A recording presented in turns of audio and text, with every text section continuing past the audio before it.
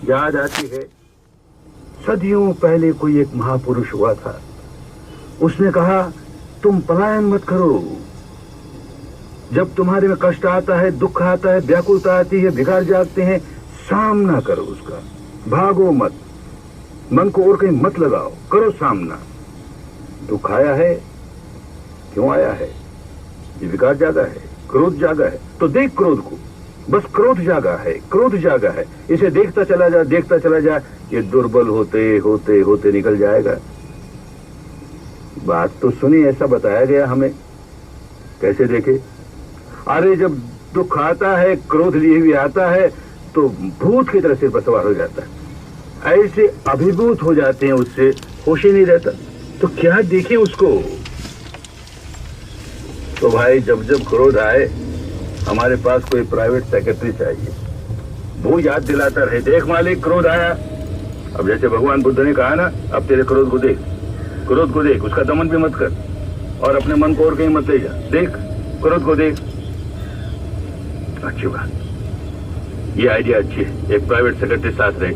हर एक आदमी कहाँ रखे बेचारा, अच्छा रख लिया प्राइवेट सेक्रेटरी।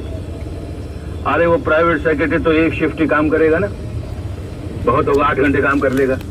और इस क्रोध के साथ हमारी कोई लिखा पड़ी नहीं कि जब प्राइवेट सेक्रेटरी हो तभी आना, पहले पीछे नहीं। अरे वो तो कभी आ जाएगा 24 घंटे में। तो 3 शिफ्ट के 3 प्राइवेट सेक्रेटरी रखें, और फिर लेबर लॉज है ना, उनको छुट्टियां भी देनी पड़े, तो 4 रखें कि 5 रखें? कौन रखे? अच्छा रख लिया किसी ने। जब देखो तब एक प्राइवेट सेक्रेटरी साथ है, और क्रोध आया, और वो प्राइवेट सेक्रेटरी कहता है, देख महाराज क्रोध आया, आपको क्रोध आया, आप देखिए तो क्रोध, मारो चाटा उठा के, मूर्ख कहेगा, मुझको सिखाता है, मैं जानता हूँ उसको क्रोध करना ही चाहिए। अरे क्रोध आया है ना भाई, होश कहाँ? होश नहीं कि रखा प्राइवेट सेक्रेटरी इसी के लिए था कि तुझको होश दिलाए। क्रोध के मारे ऐसा अभिभूत हो गया। अच्छा कोई समझदार आदमी है, प्राइवेट सेक्रेटरी इसीलिए रखा था कि मुझको होश दिला दिया करे। अच्छा तूने होश दिला दिया, बड़ा धन्यवाद। अब मैं अपने क्रोध को देखता हूँ। क्या देखेगा? क्रोध का कोई रूप होता है, कोई रंग होता है, उसकी कोई आकृति होती है, क्या देखेगा? आंख बंद करके देखेगा क्या? आंख बंद करके क्रोध को देखने की कोशिश करेगा तो जिस बात को लेकर क्रोध आया है, जिस व्यक्ति पर क्रोध आया है, जिस घटना पर क्रोध आया है, बार बार बार बार वही मन में घूमेगी। तो क्रोध कहां देख रहा है?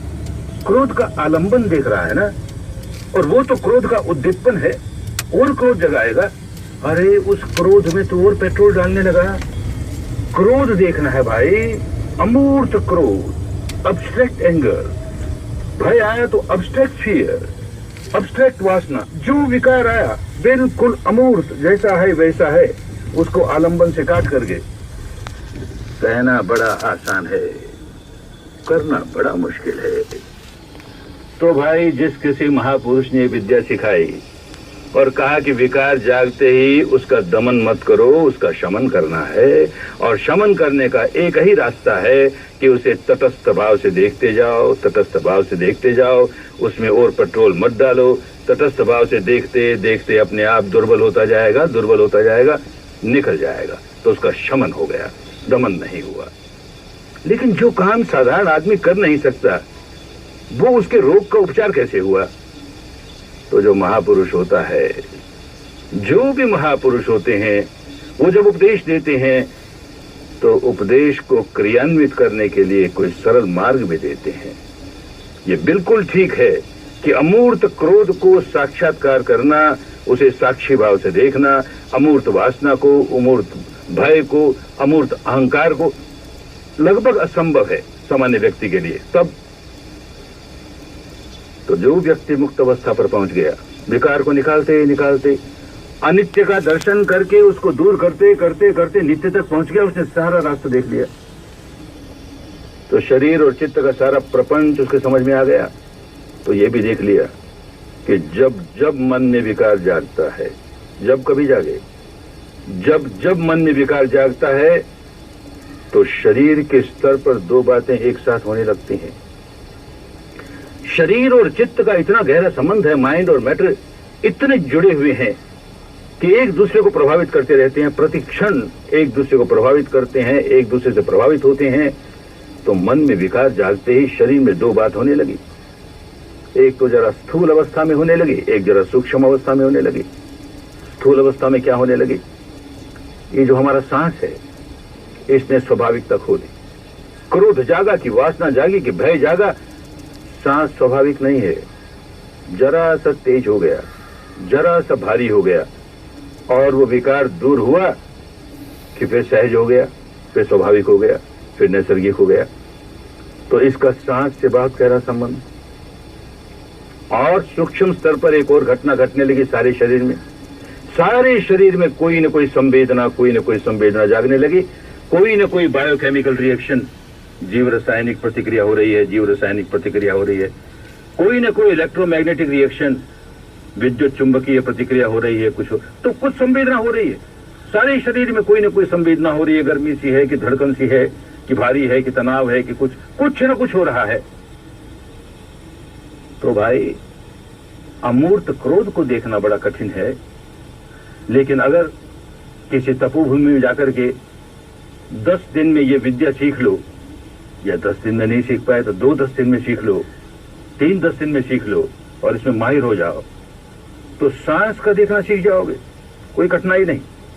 सांस जैसी आ रहा है, जैसे जा रहा है, उसको साक्षी भाव से देखना सीख जाओगे।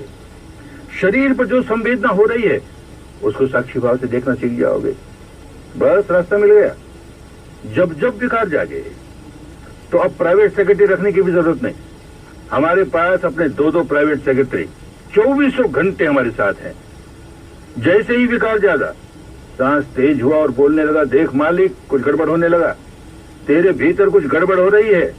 मैं तेज हो गया ना, अब उस प्राइवेट सेक्रेटरी को चांटा भी नहीं मार सकते, उसके बाद स्वीकार करनी पड़ेगी। और ये भीतर वाली संवेदना कहने लगी कि देख कुछ गड़बड़ हुआ, तेरे मानस में कुछ गड़बड़ हुआ, इसलिए देख ये तनाव आया, ये खिंचाव आया, ये गर्मी आई, ये धड़कन बढ़ी, कुछ हुआ। तो उसकी बात भी सुननी पड़े।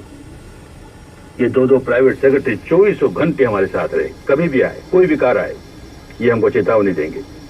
और चेतावनी ही नहीं देंगे, रास्ता बताएंगे। अब सांस कहेगा मुझे को देखना शुरू करना, तू क्रोध नहीं देख सकता, मैं जानता हूं। तू वासना नहीं देख सकता, तू भय नहीं देख सकता, मुझे तो देख सकता है। देख, आ रहा हूं, जा रहा हूं, बस सांस आ रहा है, जा रहा है, आ रहा है, जा रहा है, देखना शुरू कर दिया। इन संवेदनाओं को तो देख सकता है। तपोभूमि में जाकर यही तो सीख कर आया। देख संवेदनाओं को, देख संवेदनाओं को, बस उसे देखे जा रहा है, देखे जा रहा है। तो पलायन नहीं हुआ। यूं लगे ऊपर ऊपर से तो देखना क्रोध को था, और कहां सांस देखने लगे, संवेदना देखने लगे, तो ये भी एक पलायन का रास्ता है। मन को और कहीं लगा दो, चलो सांस पर लगा दो, धड़कन पर लगा दो। नहीं नहीं नहीं, वही सिक्का है। उस सिक्के के एक हिस्से पर क्रोध जाग रहा है और दूसरे सिक्के पर सांस तेज हो रहा है, संवेदनाएं आ रही हैं। सांस आ रहा है, तेज हो रहा है, संवेदनाएं आ रही हैं। एक ही सिक्के के 2 पहलू। हम पलायन नहीं कर रहे, सच्चाई से दूर नहीं भाग रहे, उसको देख रहे हैं। और देखते देखते देखते क्रोध के पर्दे उतर रहे हैं। उसका बल दूर हो रहा है, वो क्षीण हो रहा है।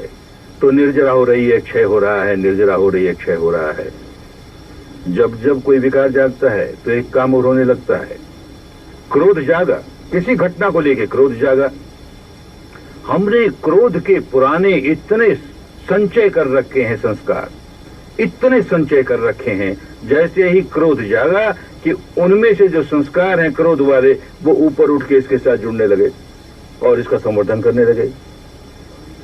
अब जब हमने देखना शुरू कर दिया क्रोध को, उसके शारीरिक रूप में देखना शुरू कर दिया, सांस को देखा, संवेदना को देखा, सांस को देखा, संवेदना को देखा, तो जो नया क्रोध आया था वो तो एक एक परत होते होते उतर ही गया। पुराना भी कुछ जो ऊपर आया था वो भी थोड़ा सा उतर गया, उसकी भी निर्जरा हुई, उसका भी क्षय हुआ।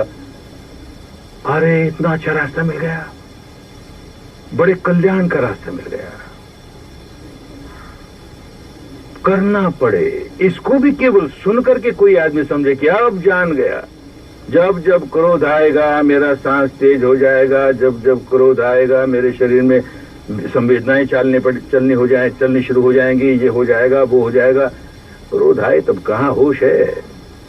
वो होश जगाने के लिए ये विद्या लुप्त हो जाती है तो कोई क्या करे बेचारा, इधर भटकता है, उधर भटकता है।